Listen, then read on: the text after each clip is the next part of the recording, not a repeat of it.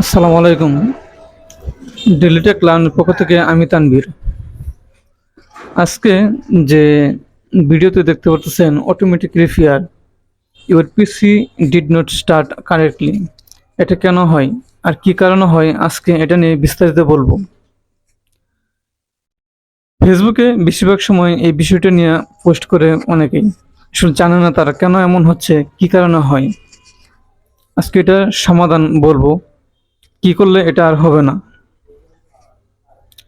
এটা মূলত হয় যে উইন্ডোজ যদি আপনার ক্রাশ করে অথবা উইন্ডোজের ভিতরে যদি কোনো ফাইল মিসিং হয়ে যায়, তাহলে এই সমস্যাটা দেখা দেয়।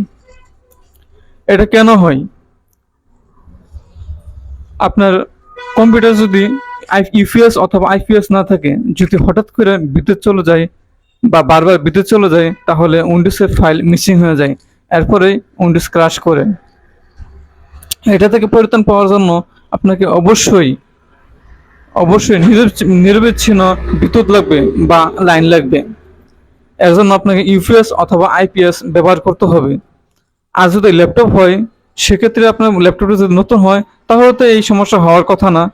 আর তাছাড়া আপনার ল্যাপটপ যদি পুরাতন হয়, সেক্ষেত্রে আপনার ব্যাটারি রিপেয়ার করে নেন অথবা একটা ইউপিএস ব্যবহার করেন, তাহলে উইন্ডোজ ক্রাশ হবে না, এই সমস্যা আপনি পড়বেন না।